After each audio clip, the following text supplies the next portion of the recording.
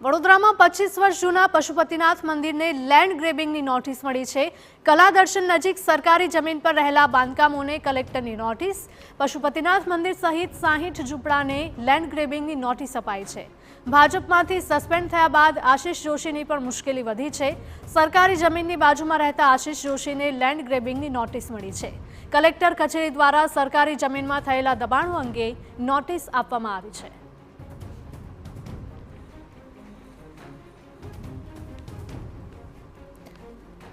તો હવે સરકારી જમીનની બાજુમાં રહેતા આશિષ જોશીને પણ નોટિસ આપવામાં આવી છે। ગેરકાયદેસર દબાણો હટાવવા માટે સરકારી તંત્ર સતત કાર્યશીલ છે અને જેટલા પણ ગેરકાયદેસર બાંધકામો છે, સરકારી જગ્યા ઉપર બાંધવામાં આવેલા બાંધકામો હોય કે પછી મકાનો હોય, તે તમામને હટાવવાની કામગીરી હજુ પણ યથાવત હોય તેવું જોવા મળી રહ્યું છે।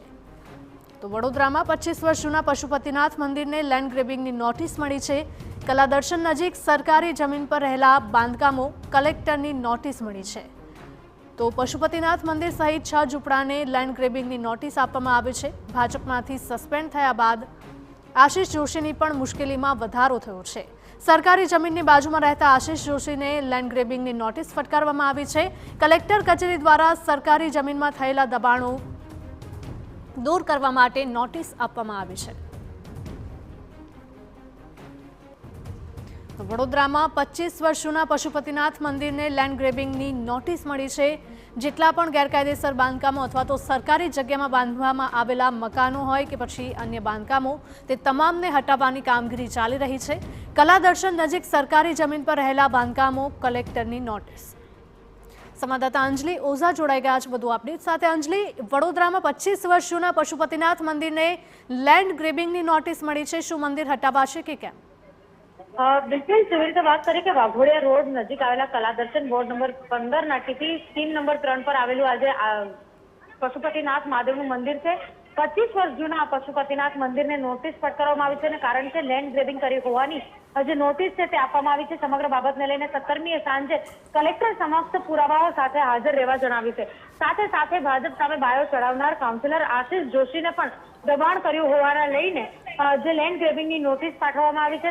જો વાત કરીએ તો આશિષ જોશી અને મંદિર સહિત કુલ 20 લોકોને આ જે નોટિસ છે તે ફટકારવામાં આવી છે અને સાથે જ આશિષ જોશી દ્વારા આક્ષેપ પણ કરવામાં આવી રહ્યા છે કે ભાજપના જ કોઈ નેતાના ઇશારે આ પ્રકારની જે કાર્યવાહી છે તે કરવામાં આવી રહી છે।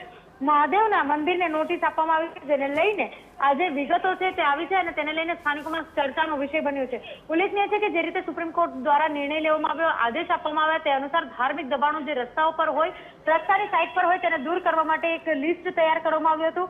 ચોંકાવનારી વાત એ છે કે આ જે લિસ્ટ તૈયાર કરાયું તેની અંદર આ પશુપતિનાથ મહાદેવ મંદિરનો સમાવેશ થતો નથી। તેમ છતાં કલેક્ટર દ્વારા હવે લેન્ડ ગ્રેબિંગનો ગુનો દાખલ કરી અને તેને લઈ નોટિસ ફટકારવામાં આવી છે। આવતીકાલે સાંજે આ તમામ જે લેન્ડ ગ્રેબિંગની જેઓને નોટિસ ફટકારી છે તે તમામ 20 લોકોને હાજર રહેવા માટેનો આદેશ કરવામાં આવ્યો છે।